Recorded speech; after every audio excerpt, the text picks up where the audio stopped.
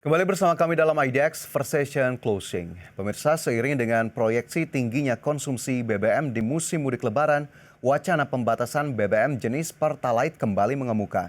Terkait hal tersebut, Pertamina Patraniaga menyatakan akan tetap mengikuti ketentuan dari BPH Migas untuk pendistribusian BBM Pertalite.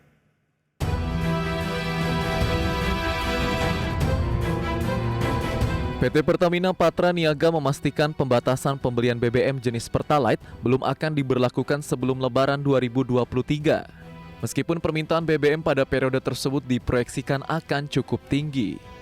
Direktur Pemasaran Regional PT Pertamina Patraniaga, Mars Ega Legowo Putra mengatakan, hingga saat ini pihaknya akan tetap mengikuti ketentuan dari BPH Migas untuk pendistribusian BBM Pertalite, yakni berupa pengaturan di lapangan. Mengingat aturan untuk mengimplementasikan pembatasan BBM jenis Pertalite di lapangan belum dikeluarkan pemerintah. Adapun aturan pembatasan BBM jenis Pertalite nantinya akan tertuang dalam revisi Peraturan Presiden Nomor 191 Tahun 2014 tentang penyediaan, pendistribusian dan harga jual eceran bahan bakar minyak, termasuk juga petunjuk teknis pembelian BBM bersubsidi dan penugasan. Hingga kini revisi Perpres tersebut masih dalam proses. Meski demikian, merespons proyeksi penjualan Pertalite yang akan melonjak saat periode Ramadan dan Idul Fitri 2023, pemerintah memastikan kebutuhan BBM jenis Pertalite untuk masyarakat tetap tercukupi. Jakarta, Tim Liputan IDX Channel.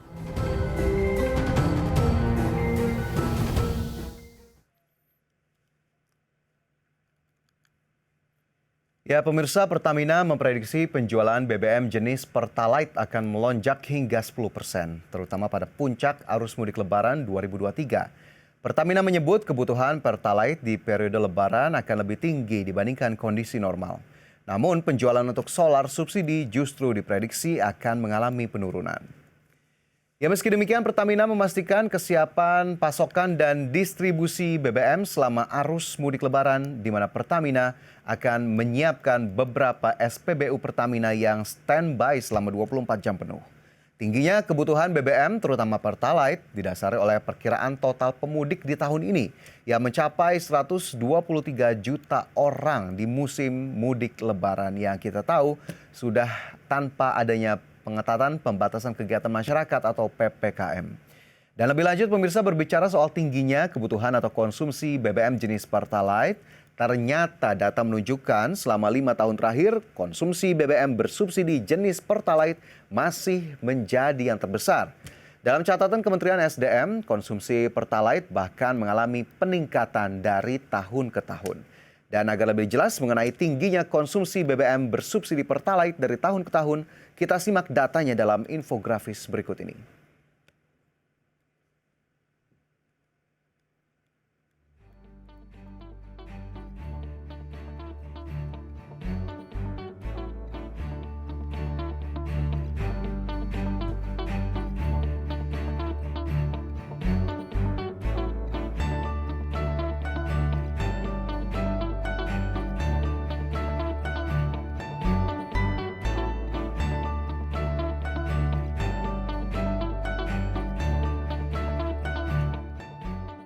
Ya, tingginya konsumsi Pertalite dari tahun ke tahun memunculkan kembali wacana pembatasan konsumsi Pertalite di lapangan. Namun terkait hal ini, pemerintah khususnya Kementerian Energi dan Sumber Daya Mineral memastikan saat ini pemerintah masih menggodok peraturan. Dalam hal ini, Peraturan Presiden Nomor 191 yang mengatur siapa saja yang berhak untuk menerima BBM bersubsidi RON 90 atau Pertalite. Di mana seperti kita ketahui, BBM bersubsidi khususnya Pertalite masih bebas dikonsumsi sampai dengan saat ini. Ya, meskipun upaya pengendalian penyaluran BBM bersubsidi sudah dilakukan, namun tentunya masih ada potensi peningkatan atau kelebihan konsumsi BBM bersubsidi seperti Pertalite. Dirjen Migas bahkan menyebut bahwa konsumsi BBM bersubsidi tahun ini akan lebih besar bila dibandingkan dengan tahun sebelumnya. Hal itu disebabkan oleh kembali normalnya kegiatan dan rutinitas setelah pandemi COVID-19. Adapun untuk tahun 2023, BPH Migas menetapkan kuota BBM jenis solar sebesar 17 juta kiloliter, sedangkan Pertalite sebesar 32,56 juta kiloliter. di mana kuota itu mengalami peningkatan dari tahun sebelumnya kurang lebih 2,6 juta kiloliter. Melihat besarnya kuota BBM bersubsidi, BPH Migas menekankan pentingnya penyaluran BBM jenis ini agar tepat sasaran, yang tentunya perlu didukung dengan perbaikan regulasi serta peningkatan pengendalian penyaluran BBM, agar hanya konsumen yang benar-benar tepat sasaranlah yang bisa mendapatkan BBM bersubsidi seperti Pertalite. Sementara itu meningkatnya kuota BBM bersubsidi tentu akan membuat subsidi yang dikerahkan oleh pemerintah akan menjadi jauh lebih besar dari sebelumnya. Dan untuk mendapatkan gambaran besarnya subsidi energi yang digelontorkan pemerintah setiap tahunnya, berikut datanya sudah kami rangkum dalam infografis.